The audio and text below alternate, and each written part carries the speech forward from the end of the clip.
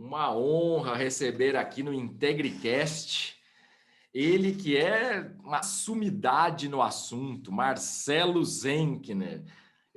Vou fazer as apresentações iniciais, porque ele já é bem conhecido, mas você que está ouvindo, assistindo esse podcast pela primeira vez que não o conhece, ele hoje assumindo aí recentíssimo como sócio do escritório, do importante escritório Tosini Freire Advogados.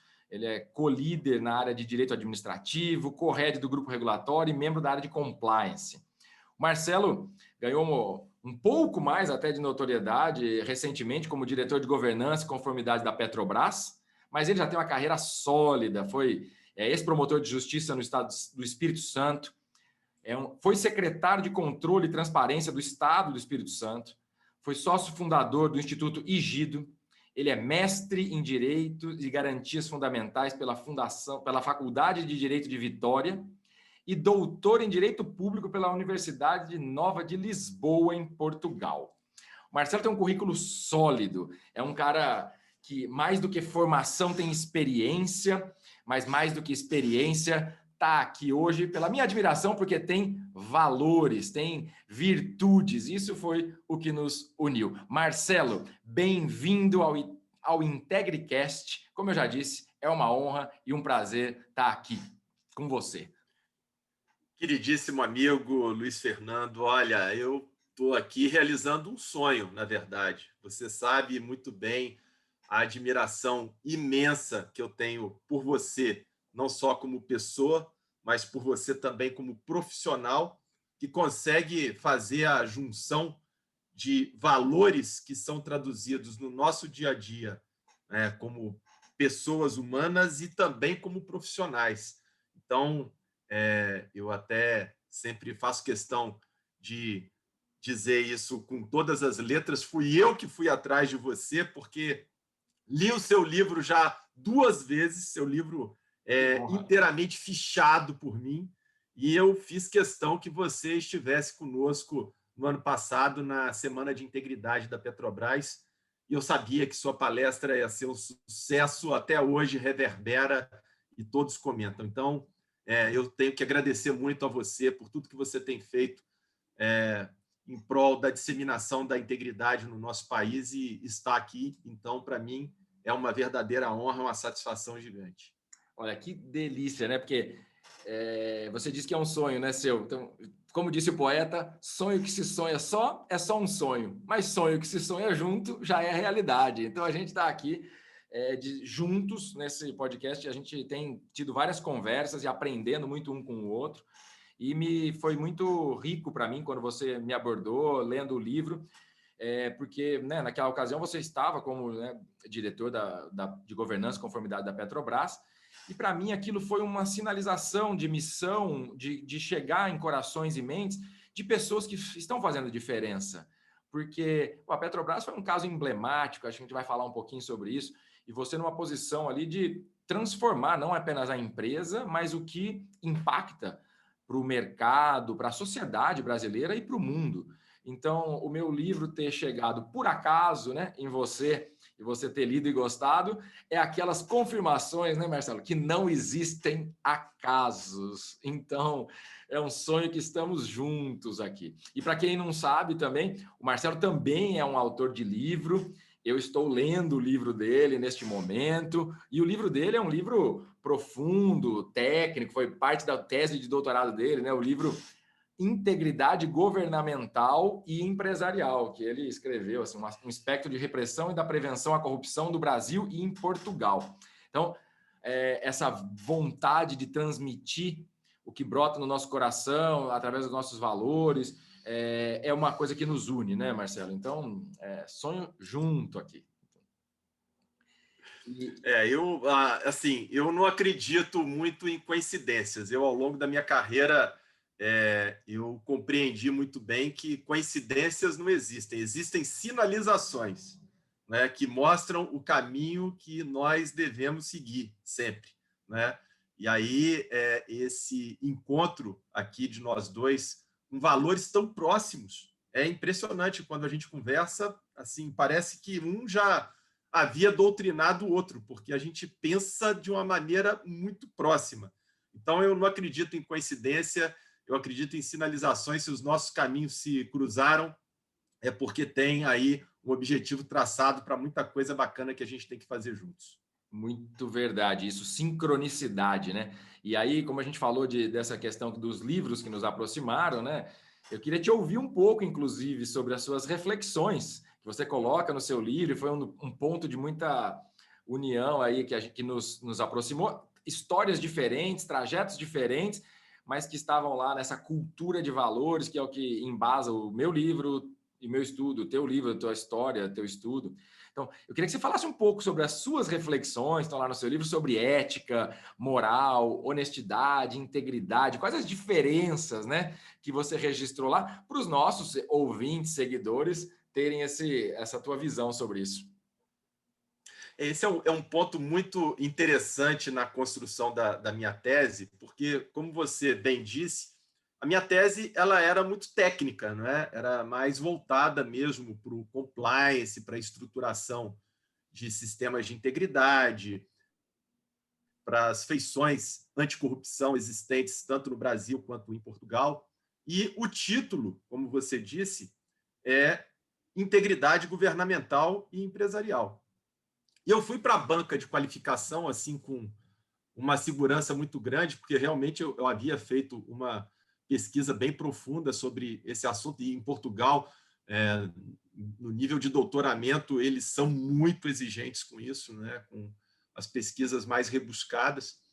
Mas quando eu fui chegando ao final da banca de qualificação, um dos professores, professor muito conhecido em Portugal, ele se vira para mim e me pergunta assim: por que você deu esse título à sua tese?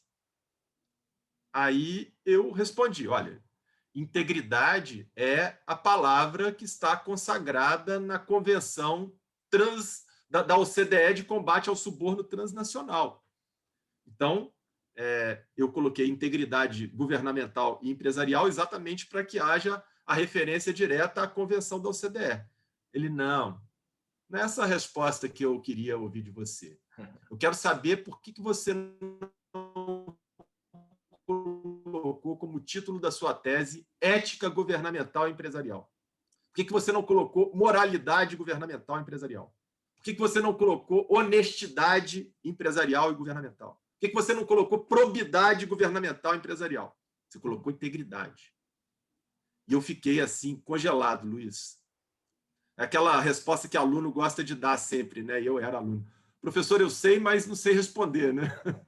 E ele te fez uma pergunta de ordem filosófica, basicamente, uma Total, né? provocação de valores profunda, né? Que certamente Muito, muito. Trouxe outro tamanho. Muito profunda, né? E aí foi o grande gap na minha banca de qualificação, né? Na hora que eu terminei, o meu orientador me chamou e falou: olha, você nunca mais me faça passar por isso.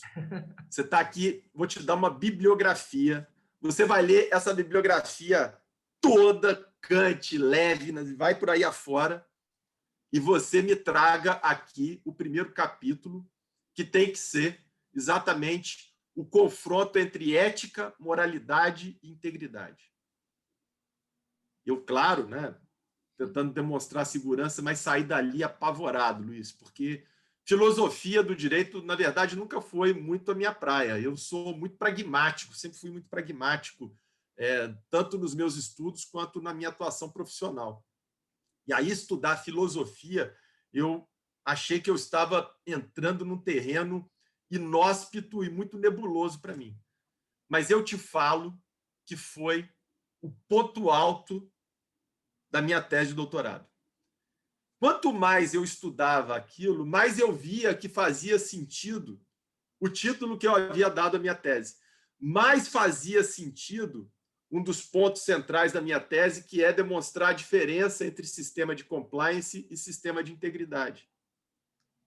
E isso, para mim, abriu um horizonte enorme à minha frente, né? Porque eu consegui colocar as ideias que eu tinha e que estavam flanando dentro das caixinhas adequadas, né? E consegui entender, inclusive, por que a nossa Constituição estabelece como um dos princípios vetores da administração pública a moralidade e não a integridade?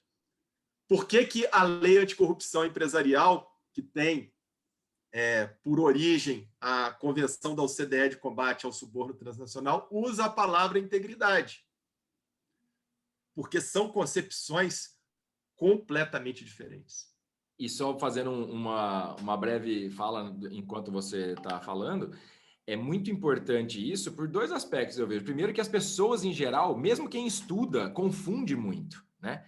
E essa é uma temática que eu estimulo aqui, ó. Você que está nos ouvindo, leia o livro do Marcelo, leia meu livro, mas porque não é só para questões governamentais, empresariais ou para ética e integridade como conceito ou filosofia, mas porque isso transforma a vida. E a minha provocação é essa: garanto que isso foi um chacoalhão na sua vida, no seu autoconhecimento e na mudança da sua forma de olhar o mundo. Estou errado em dizer isso? Você está completamente certo, né? Até porque você coloca no seu livro uma referência sobre integridade que eu também uso no meu. E integridade vem de inteireza. Então você tem que ser íntegro o tempo todo na sua vida, 24 horas por dia, 7 dias por semana. Não existe meio íntegro. Eu não vou ser íntegro apenas dentro da minha família. Eu não vou ser íntegro apenas no meu ambiente profissional. Eu não vou ser íntegro apenas com meus amigos. Não, ou eu sou íntegro ou eu não sou. Não existe meio termo. Inclusive, Luiz, uma das coisas que nós fizemos lá na Petrobras foi reformular completamente o Código de Conduta Ética. E você vai ver lá que a integridade ela aparece como princípio basilar. Inclusive, a Petrobras, exatamente por conta disso, foi a primeira empresa no Brasil a fazer previsão do chamado decoro profissional. Uau. O que significa isso? Hoje está previsto no Código de Ética da Petrobras que se um empregado, ele, ainda que fora do seu ambiente de trabalho, fora do seu horário de trabalho, mas se ele incorrer em algum tipo de conduta que de alguma forma exponha a reputação e a imagem da Petrobras, ele pode ser, inclusive, demitido por justa causa. Olha que interessante. A gente vê aí situações de empregados de empresas privadas sendo demitidos sem justa causa, né? Teve um caso recente, inclusive, de um empregado de uma determinada empresa no Rio de Janeiro que bateu boca com um fiscal da prefeitura porque ele estava lá tentando controlar a aglomeração que se estabelecia à frente de um bar, e essa pessoa ela ofendeu o fiscal, disse que se achava mesmo melhor do que o fiscal. Isso tudo foi filmado e na segunda-feira esse profissional ele acabou sendo demitido sem justa causa. A Petrobras hoje ela dá um passo adiante, porque ela consagra o decoro profissional como um dever de todo e qualquer colaborador da Petrobras. Então, se por um acaso, hoje, nós detectarmos uma situação como essa, pode haver um procedimento disciplinar aberto dentro da Petrobras e o empregado pode ser demitido por justa causa. Isso é muito interessante, porque cria um novo paradigma, né? onde realmente a cultura de valores e os comportamentos baseados em valores, princípios, eles fazem parte não apenas da carta de valores que está na parede, mas eles impactam o resultado, impactam a vida das pessoas, e eu achei muito interessante isso, porque não é só durante o trabalho, mas se puder, pôr em risco a reputação na vida pessoal, mesmo fora do trabalho. Isso contribui muito e fica um exemplo aí para quem está nos ouvindo, para ser implementado em outras várias empresas, porque é uma forma que as empresas têm, e os líderes em especial, de contribuir com a transformação da sociedade, né, Marcelo? Exatamente. E aí vem essa diferença que nós procuramos fazer sobre ética, moralidade e a integridade. A ética é um conjunto de valores vigentes num determinado espaço de tempo e num determinado espaço territorial, né? Então, a ética do nosso tempo... Circunstancial, temporal...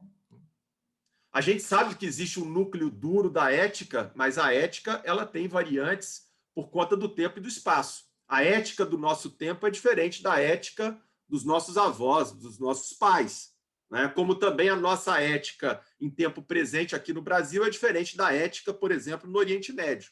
Perfeito. Então, A ética é esse conjunto de valores, assim, de uma maneira muito resumida, né?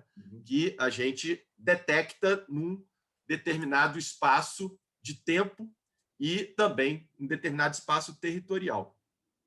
Nós temos condutas que se amoldam a esses valores éticos. Muitas dessas condutas estão positivadas em leis, em decretos, né? E aí a gente diz que nós temos o princípio da legalidade, porque você tem que seguir aquilo que está na lei.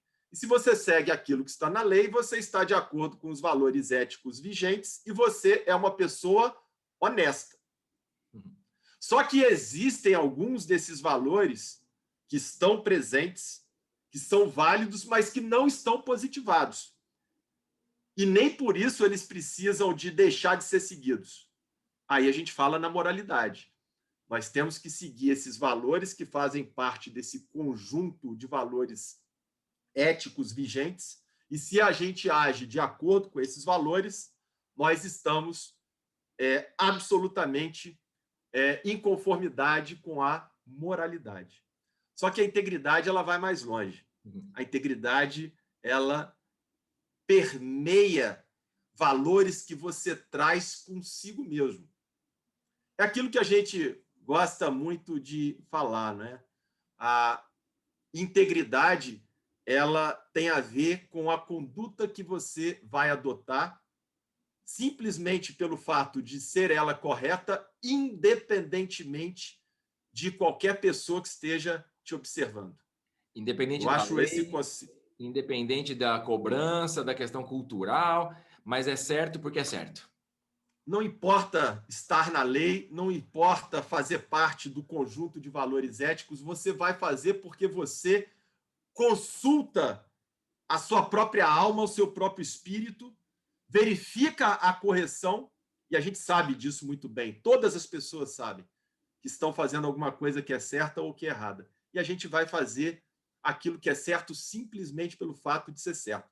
Você me falou uma coisa uma vez que eu também procuro praticar na minha vida pessoal, né? Antes de tomar uma decisão, eu sempre pergunto, né? Se essa minha decisão chegar ao conhecimento da minha família, dos meus amigos, das pessoas que eu respeito, isso vai me envergonhar? Se não vai me envergonhar e eu tenho condição de defender a minha decisão em qualquer fórum, em qualquer instância, eu faço. E estou absolutamente à disposição, com transparência, para dizer por que eu fiz. Agora, se de alguma forma for me envergonhar, pode estar na lei, pode estar num decreto, podem as pessoas que estão ao meu redor acharem que é uma conduta moral, mas eu não faço. Aliás, essa sua fala, se isso aqui fosse um texto, eu ia grifar por em negrito e em itálico, né? Porque para quem está nos ouvindo, esse é um excelente exercício prático. Tem dúvida se está no caminho da integridade? Pensa o que essa ação, omissão, pensamento, emoção está te trazendo, como que o seu filho, sua filha, sua mãe, sua mulher ou seu marido vão reagir quando ficarem sabendo. E aí, isso dá um norte muito claro se isso está no caminho da integridade ou não, né, Marcelo? Isso é interessante, né, Luiz? Porque tem uma expressão que para mim sempre foi muito curiosa, né? Eu ouvi as pessoas dizendo, falava assim, fulano é sem vergonha. Eu ficava assim um pouco curioso para entender de onde é que vem isso. E vem exatamente do que nós acabamos de dizer. Né? O sujeito não tem vergonha daquilo que ele faz, ele é sem vergonha. Então a gente consegue entender, até com base, né, no linguajar popular, que essa é uma questão que está absolutamente consagrada. E aí eu queria trazer para você uma outra passagem muito interessante que aconteceu comigo na Petrobras. Como eu disse, um dos projetos mais bacanas que foram desenvolvidos ali durante a minha gestão foi a reformulação do Código de Conduta Ética. Né? Muito legal. Quando eu cheguei, eram 2 documentos, era um código de conduta e um guia, um código de ética e um guia de conduta. Imagina só, eram 2 documentos completamente separados, um inclusive se chocava com o outro, uma linguagem difícil, era assim, usando muito juridiquês. E eu até perguntei para quem estava me apresentando, mas por que tem dois? Ninguém sabia me explicar, nem eles mesmos tinham lido, né? Era um documento assim completamente... Era para constar, né? Alguma auditoria Era pediu, mais para outra dizer pediu que outro. tem, né? É. Era mais para dizer que tem, né? E aí eu falei, não, essa é a primeira coisa que eu vou fazer agora é mudar isso. Então, eu criei um grupo de trabalho multidisciplinar com pessoas de todas as áreas da companhia para gerar um senso de pertencimento, né? Não eu gestar aquilo dentro de um gabinete, de maneira nenhuma, foi um documento muito democrático e eu estabeleci só algumas diretrizes. Eu queria que fosse um código principiológico, amigável, compacto e simples, né? Então, essa era a base, né?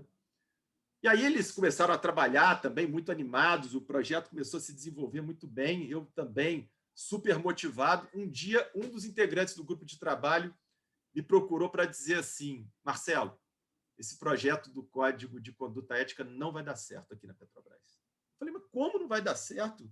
Está todo mundo animado com o trabalho, todo mundo empolgado. Mas vocês não conhecem bem o petroleiro. Eu estou aqui já há quase 30 anos e o petroleiro ele gosta de tudo muito bem explicado. Ele gosta de seguir o procedimento à risca.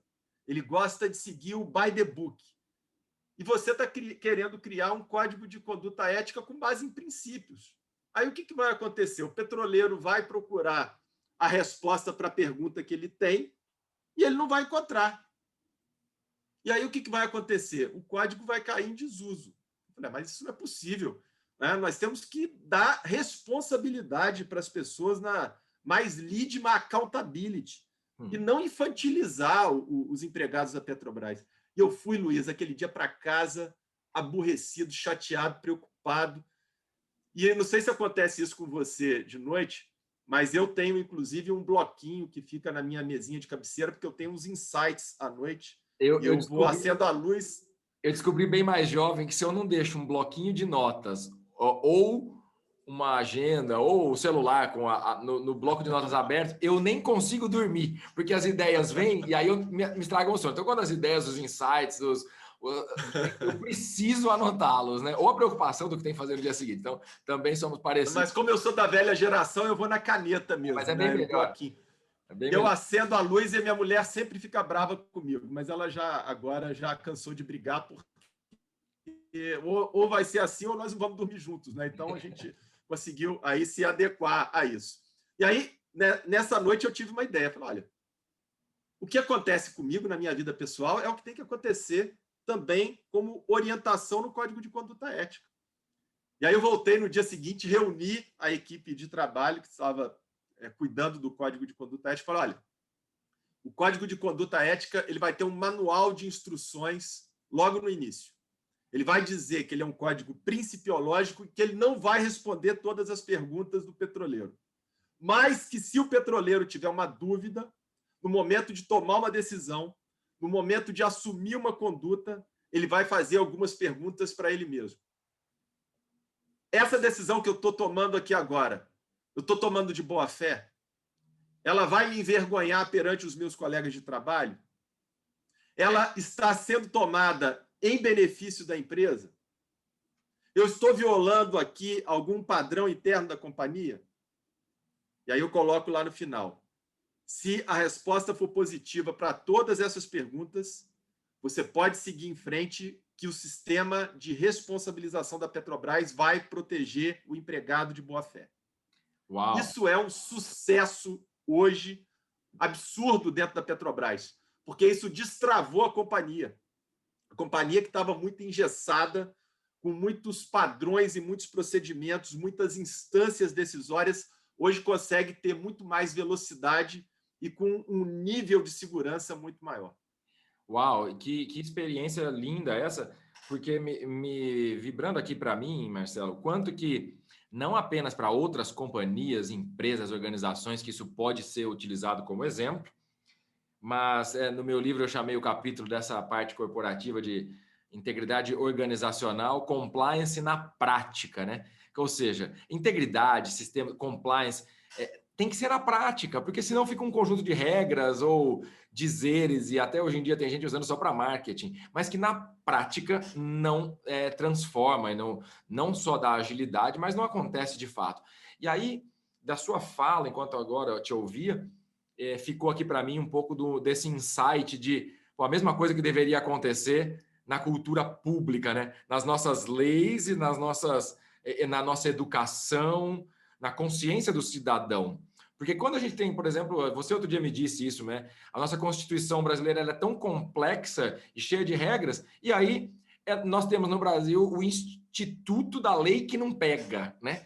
E aí, enquanto outras constituições que são mais principiológicas, eu gostei desse termo que você usou, elas não tratam o cidadão, como você também utilizou a palavra, de maneira infantil. Você não infantiliza as relações e você empodera o cidadão, trazendo a consciência cidadã, a cidadania e o respeito às regras, não como uma obrigação e por medo de que aquilo vai causar uma multa, uma prisão ou qualquer coisa, mas porque, volta ao ponto inicial da nossa fala, porque aquilo faz parte de um sistema de integridade de valores. Então, que esses exemplos da sua experiência prática possam reverberar, não apenas nas companhias, nas empresas, mas que esse podcast, tudo mais que a gente pode fazer junto, nossos livros, que eles levem para essa subida de degrau de consciência da cidadania, né, por princípios, né, de maneira objetiva e simples, né, e amigável, porque assim a vida vai ficar melhor para todo mundo, não só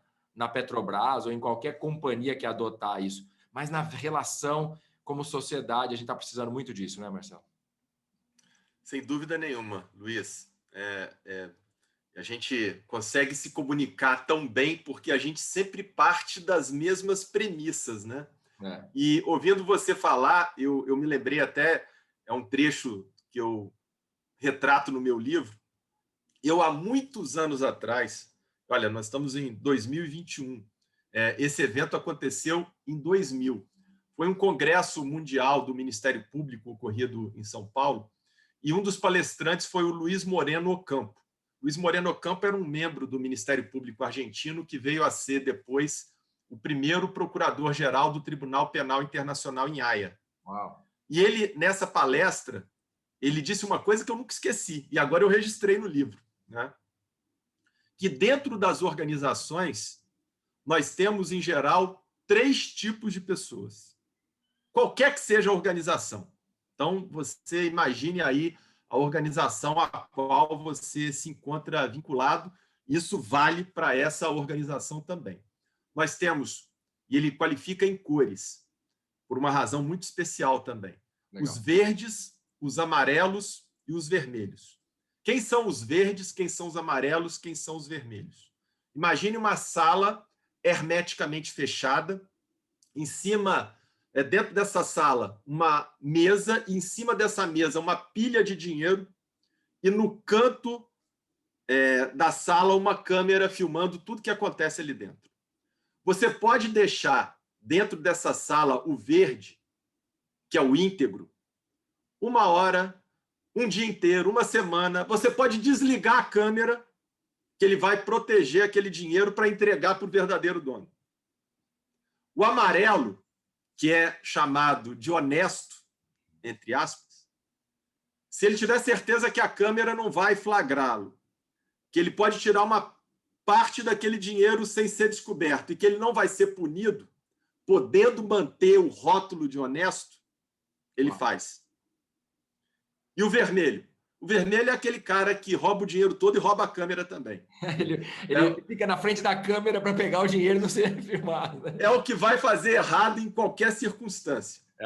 E aí o Moreno Ocampo, ele, por estimativa, ele sugere que normalmente nós temos dentro das organizações 15% de verdes, 15% de vermelhos e 70% de amarelos. Ou seja, 15% de íntegros, 15% de pessoas desonestas que querem se locupletar e 70% de pessoas que vão ali se posicionarem de acordo com o vento que está soprando. De acordo Mas com a sempre ética do momento, né? Exatamente.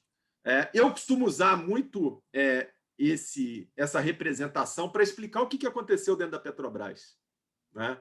Porque o Moreno Ocampo, ele, inclusive, traz esse indicativo para mostrar que, em relação aos amarelos, eles podem tanto ficar esverdeados, como eles podem também ficar avermelhados, dependendo de quem é que está na alta administração, de quem é que está na cúpula. Ou seja, são esses que vão dar o ritmo. A liderança e o exemplo faz toda a diferença nesse caso. Liderança, exemplo e o tone at the top, que é o elemento mais importante de qualquer sistema de integridade. Então, na Petrobras, o que aconteceu? Nós tínhamos uma verdadeira quadrilha na diretoria executiva da empresa.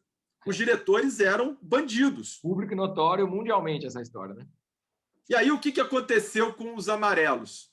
Eles ficaram avermelhados. Uau. E os verdes... Ou seja, pessoas que estavam, por exemplo, ocupando cargos relevantes, mas que preferiam fechar os olhos para aquilo que estava acontecendo, para não ter que delatar ninguém e se manter na posição, porque aquilo ali trazia para ela uma vantagem financeira. E os verdes, foi bom você tocar nisso, eles foram completamente alijados, muitos foram, inclusive, expatriados. Uhum. Eu tenho alguns casos na Petrobras, claro que eu não vou trazer aqui o nome, né, mas foram mandados para Bolívia, foram mandados para Argentina, porque eram pessoas muito honestas, né, íntegras, que não podiam estar ali dentro daquele sistema que se apresentava, né? Isso que o Moreno Ocampo ele traz tem conexão direta com o próprio trabalho do Dan Ariely, que você também gosta tanto. Né? O Dan Ariely tem até uma passagem que é muito interessante, quando ele começou a estudar economia comportamental e a integridade, que ele também gosta tanto.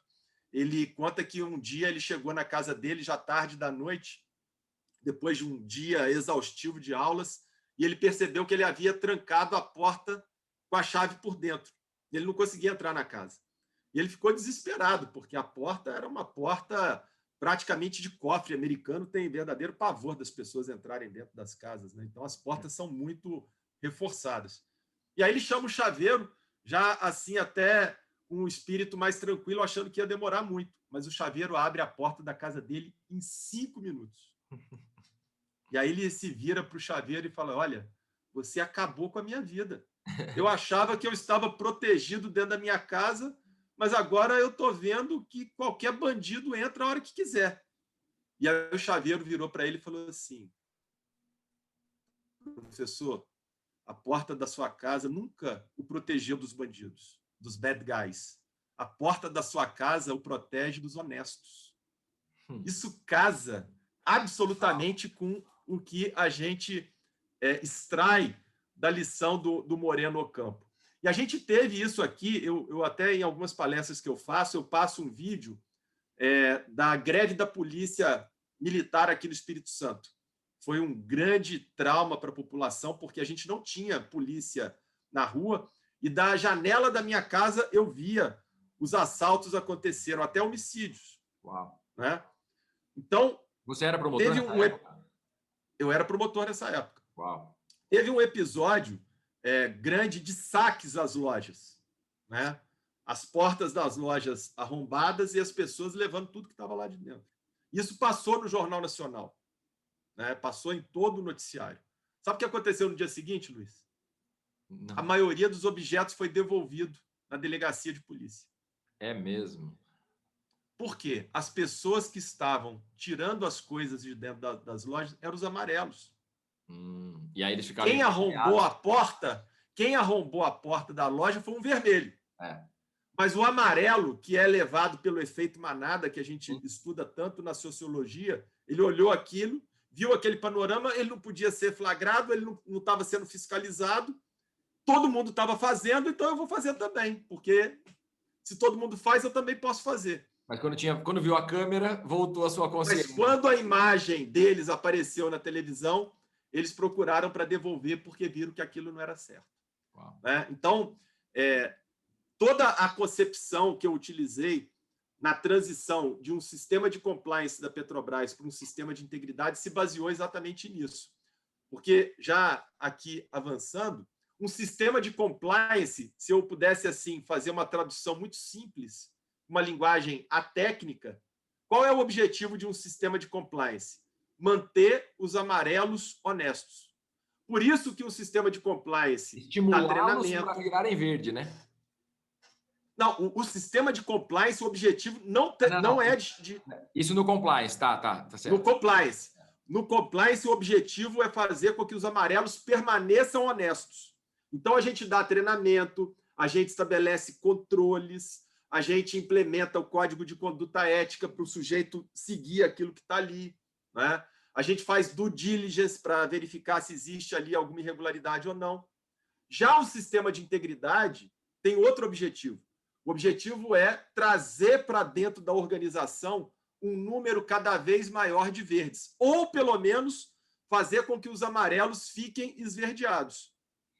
Então, e valorizar essa conduta dos verdes para mostrar que essa é a pauta, né? Que esse é por isso que um dos elementos do sistema de integridade que eu defendo é a meritocracia. A meritocracia baseada, inclusive, na observância dos valores da integridade. Aliás, eu quero te parabenizar, né? Eu vi que você me mostrou, quero que você fale um pouco sobre isso, né? Essa experiência lá, eu falo no meu livro sobre indicadores de integridade e eu vi que você, na prática, criou lá na Petrobras uma pesquisa, né, de absorção dessa cultura da integridade e mede isso, né? Você pode falar um pouquinho, ou media, né, quando você estava lá, pode falar um pouquinho como foi essa experiência? Pois é, esse é um ponto muito importante, né? Porque os melhores livros de administração, e inclusive um dos que eu estou lendo é esse aqui, do Deming, ele diz o seguinte... Qualidade, qual que é o nome do livro? Qualidade... A Revolução da Administração. É um livro antigo, mas ele diz aqui o seguinte, Luiz, o que não pode ser medido não pode ser aprimorado. Peter Drucker. Mais ou menos na mesma sequência. Então, se eu estou me propondo a implementar um sistema de integridade baseado em valores, baseado na absorção e disseminação da cultura de integridade, como que eu posso mostrar que o meu trabalho está produzindo resultados? De que forma que eu vou fazer isso? Porque quando a gente fala em sistema de compliance, isso é fácil. O artigo 42 do decreto 8.420 coloca lá uma série de requisitos de sistema de compliance. Então, basta você ir lá ticando se está presente ou não aquele requisito e você vai poder dizer se existe ali um sistema de compliance ou não. Agora, como que você mostra que a cultura de integridade está sendo absorvida? E como não só mostra, né, Marcelo, mas como valida que vale a pena investir nisso, né? A transformação em termos de resultado, de cultura, de ambiente, de qualidade de vida e do impacto na sociedade, né? Acho que os indicadores de integridade eles têm um papel até maior do que validar o próprio sistema de integridade, justificar e incentivar que isso cresça, né? Sem dúvida nenhuma. Esse eu considero um dos projetos mais importantes, inclusive, que eu implementei, porque ele, com seus resultados, mostrava, inclusive, em que ponto que nós precisávamos atacar com mais ênfase para melhorar o sistema de integridade. Então, eu usei profissionais da Petrobras, e aqui faço uma homenagem ao Renato e ao André, que são absolutos especialistas em pesquisas de ambiência, e eles montaram, a partir do meu livro e de alguns outros livros, né? Na época eu ainda não conhecia o seu, senão o seu teria sido utilizado também, né? E nós montamos uma pesquisa de absorção da cultura de integridade, né? Essa pesquisa ela é rodada de 3 em 3 meses, né? Por amostragem.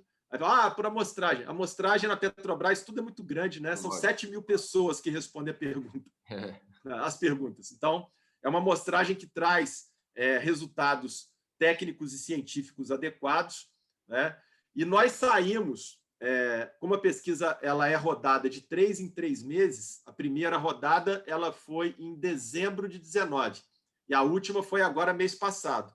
Nós saímos de 28,2 pontos percentuais de absorção de cultura de integridade e agora eu estou entregando com 41% de absorção da cultura de integridade. Tem um caminho longo ainda a ser percorrido? Tem, mas eu acho que foi, num período de espaço de tempo muito curto, uma evolução muito substancial. Então, essa pesquisa ela é usada, inclusive, como referência dentro da própria equipe de trabalho para desenvolvimento de projetos para aprimorar a absorção da cultura de integridade. Aqui para quem está nos ouvindo, né, nos vendo, quando o Marcelo me mostrou essa pesquisa, eu fiquei muito feliz, entusiasmado de ver a evolução clara, né, nesses indicadores e de ver exemplos tangíveis dessa proposta de indicadores de integridade, porque para quem ainda não leu o meu livro, né, Marcelo, e o seu, vai ver que, poxa, integridade, importante, é cumprir as leis, né, no compliance, mas as empresas medem, como você bem disse, não tem como melhorar ou avaliar ou andar para frente se não medir. As empresas medem, historicamente, desde sempre, seus resultados financeiros. Depois de um tempo, começaram a medir os impactos sociais, os impactos ambientais, a forma de governança, cumprimento de leis. Então, o ESG, né? O Environmental Social Governance, e o resultado financeiro sempre foi medido. E agora, né, muito mais moderno, tem empresas medindo clima ou medindo a felicidade das pessoas. E aí eu postulo que medir integridade vai ser consequência para todos esses outros indicadores serem melhor. Porque se a gente quisesse medir só essa questão da integridade, da cultura, da absorção, ela vai impactar em todos os outros, na minha concepção, sem dúvida nenhuma, porque é aquilo que você falou em vários dos seus exemplos, né? Se tiver mais verde na companhia, na liderança aí embaixo, não tem como dar errado o restante, né? Então, esse é teu exemplo, você conseguiu implementar na prática também, é algo que eu bato palmas e fico muito entusiasmado de ver isso acontecendo na prática. Se você me permite, inclusive, ilustrar com uma situação concreta, só para quem está nos ouvindo entender como é que funciona, há bem pouco tempo, uma instituição financeira relevante no nosso país divulgou que o seu sistema de compliance flagrou 50 empregados dessa instituição financeira que haviam solicitado o auxílio emergencial que foi pago pelo governo federal agora durante a pandemia. Perfeito. E essa importante instituição financeira imediatamente demitiu esses 50 empregados sem justa causa, né? Que mostra que, inclusive, ela está também antenada com a questão da integridade e do decoro profissional. Está correto? E é claro que iniciativas como essas, elas merecem ser aplaudidas. Agora, nós estamos falando aí de um sistema de compliance clássico. Olha como que o sistema de integridade da Petrobras funcionou de maneira completamente diferente na mesma situação. Eu rodei o mesmo controle dentro da Petrobras, até um pouco antes. Em 40 mil empregados, Luiz, sabe quantos que nós flagramos com recebimento do auxílio emergencial? 6.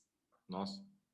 Mas ao invés de pensar na demissão, o que nós fizemos? Nós abrimos 6 procedimentos disciplinares e ouvimos os empregados para dar a eles a oportunidade de defesa, para eles terem segurança dentro da empresa na qual eles trabalham e não serem surpresados por uma demissão imediata. E quando nós ouvimos os 6, foi muito interessante, porque os 6 realmente estavam recebendo o auxílio emergencial. Mas eles requereram o auxílio emergencial antes de serem empregados da Petrobras, foram contratados depois. Interessante. E aí cada um trouxe uma justificativa. Um disse, olha, realmente eu fiquei recebendo, eu já era empregado da Petrobras, mas eu não consegui cancelar, eu tentei cancelar no site do governo federal, mas é uma burocracia muito grande, não consegui, eu posso provar que eu tentei e não consegui, realmente recebi indevidamente. O outro disse assim, olha, realmente eu recebi, mas eu morava no Ceará, estava mudando para o Rio de Janeiro, tinha que fazer a mudança com a minha família, eu, sinceramente, não fiquei atento a isso, não tomei a precaução de cancelar. Nenhum deles tinha requerido o auxílio emergencial de má-fé. O que mostra que a absorção da cultura de integridade ela existe na Petrobras. E a gente foi mais longe. Eu criei uma outra ferramenta, que é o termo de compromisso. Então, como esses empregados estavam todos eles de boa-fé, ou seja, são verdes, e nós temos que dar oportunidade a esses empregados. Ou, pelo menos, são amarelos que podem ficar esverdeados. nós celebramos com ele termos de compromisso, eles reconheceram que agiram errado, se comprometeram a devolver o dinheiro aos cofres do governo federal e se comprometeram a disseminar a prática correta dentro daquela circunstância. Você transformou... O termo de compromisso faz com que o procedimento disciplinar seja arquivado sem aplicação de qualquer sanção disciplinar. Belíssima história para ilustrar, até porque eu parabenizei essa instituição financeira, né, pelo ato de... Mas, de fato, lá no meio dos 50, certamente teve alguém que foi demitido injustamente, que tentou devolver, que não agiu de má fé, que foi contratado. E aí é isso, ver o lado humano também, ver o lado de valorizar a história individual, a verdade e os princípios. Então, belíssimo exemplo esse que você trouxe. Vocês estão nos ouvindo, nos vendo aqui, tá vendo? O Marcelo Zenkner, além de estudioso, autor de livro, com uma experiência real na Petrobras, que passou por uma história muito profunda, né, de corrupção, e ele que depois entrou e veio deixar um legado, corrigindo muito dessas histórias e deixando uma experiência para outras empresas, para o setor público e para o privado, que foi promotor, que trabalhou como secretário de Controle e Transparência no Espírito Santo, mas acima de tudo, Marcelo, dá para ver que você é um apaixonado por valores, por integridade, e essas posições privilegiadas que você viveu, esses papéis, e que vive até hoje, agora, né, como sócio de um importante escritório de advocacia privada no Brasil. Eu fico muito entusiasmado com exemplos como o seu e que a gente tem essa missão paralela e conjunta de levar essa cultura de valores, integridade, consciência através das nossas ações. Estamos aqui batendo papo nesse podcast, mas eu fico bem feliz mesmo. Vocês que estão nos ouvindo estão vendo o quanto que tem de conteúdo, experiência e paixão, no bom sentido da palavra, né?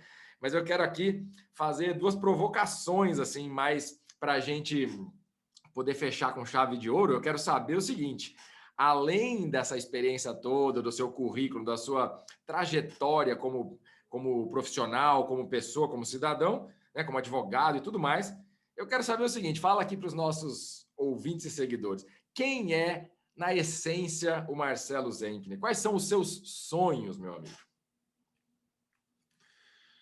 Luiz, eu nunca tive dúvida em relação à minha carreira profissional. Eu fiz uma escolha lá atrás, quando eu ainda estava na faculdade, de ser membro do Ministério Público, porque eu via no Ministério Público uma instituição de transformação social.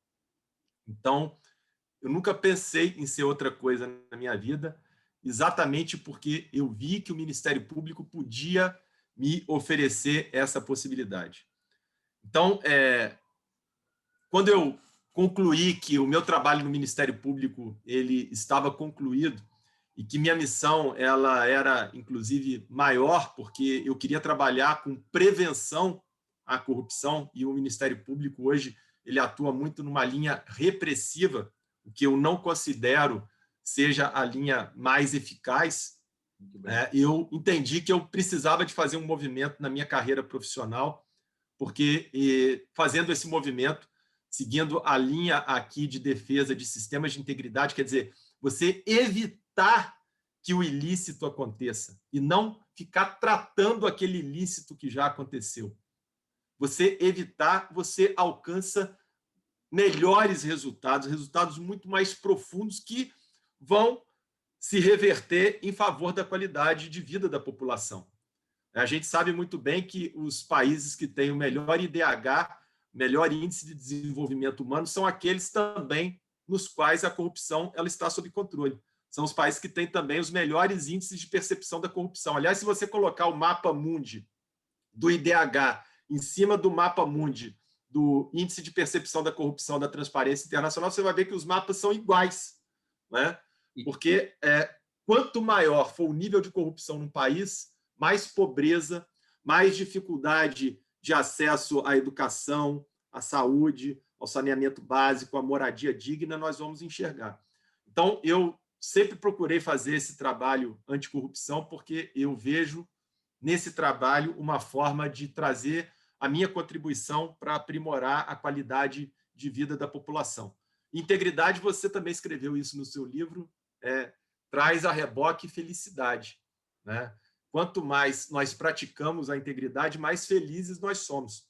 Eu hoje estou gravando aqui esse podcast com você, um dia muito especial, porque foi o dia da solenidade de despedida minha na Petrobras. E gravaram um vídeo belíssimo, eu me emocionei, né? Porque eu faço as coisas sempre com muito amor. E você vê a equipe fazendo um agradecimento, dizendo, olha, você deixou aqui a semente plantada, você pode ter certeza que a gente vai dar sequência ao trabalho que você iniciou. E é isso, né? E aí, nada melhor do que a gente encerrar para dizer que o símbolo da integridade, para mim, sempre foi a árvore, né? Porque a árvore ela tem as raízes muito profundas, essas não se mexem, e muitas vezes a gente não vê, e as raízes são os valores. O caule está para fora da terra, e a gente sabe muito bem que a gente enfrenta ventanias de todos os lados e a gente tem que ter também a flexibilidade para a gente se adequar àquela situação, né? Sem mexer nas raízes. Por isso que o caule ele é flexível. Quando vem uma tempestade muito forte, ela arranca as nossas folhas, né? A árvore ela fica ali pelada, mas ela não morre. Não morre porque as raízes estão ali muito profundas e a gente recupera essas folhas. E aí, se a gente tratar bem da nossa árvore, né? Se a gente cuidar e zelar pelas raízes, pelos valores da integridade, a gente vai colher os frutos, né? Muita gente fala assim, poxa, você tem a carreira, ocupou vários cargos. Eu nunca passei por cima de ninguém, eu nunca persegui ninguém, eu nunca violei o direito de ninguém, eu sempre fui fair, eu sempre fui leal, e eu acho que isso acaba gerando frutos positivos e me dá satisfação pessoal. Isso me oferece a felicidade que eu tanto busco.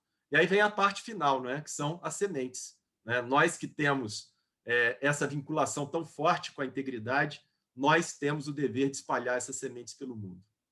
Maravilhoso, vocês viram aí, né? O Marcelo falou no começo desse bate-papo aqui no IntegriCast que é um cara pragmático, e eu diria que eu posso ver nele o que eu ponho como definição para mim, que ele é um sonhador pragmático, alguém que sonha com um mundo melhor, que faz da sua vida a sua missão, de alguma forma fazer uma transformação social, mas que arregaça as mangas, vai lá e faz. Então, é muito legal ver isso acontecendo. Alguns que nos ouviram até aqui e que, né, podem achar essa questão de compliance, integridade governamental, empresarial, nós que somos advogados, um lado jurídico dessa história, mas no fundo, integridade é sobre consciência, é sobre fazer um mundo melhor, é sobre fazer seres humanos melhor para o mundo, é sobre estar em paz consigo mesmo, é sobre a filosofia no ponto de vista de busca de conhecimento cada vez mais. Então, um prazer, uma honra. Esse foi Marcelo Zenkner. E fecharemos então com as suas palavras finais. Muito obrigado e honrado por estar aqui neste episódio. Minha palavra final é de gratidão, Luiz. Gratidão, eu falo sempre que eu sou uma pessoa iluminada, porque no meu caminho sempre passam pessoas admiráveis, pessoas competentes, pessoas comprometidas com os mesmos valores que eu. E, mais uma vez, né, essa aproximação que se estabelece aqui entre eu e você me mostra isso muito bem. Então, é mais uma sinalização nesse sentido. Eu não acredito em coincidências na vida, eu acredito em propósitos, e para que a gente possa alcançar esses propósitos, nós temos que estar unidos. E aí, outras forças fazem o trabalho de estabelecer a aproximação entre as pessoas que têm essa missão. Nós não temos emprego, nós não temos trabalho, nós temos missão, amigo. E nós vamos estar sempre juntos. É isso aí. Tamo junto.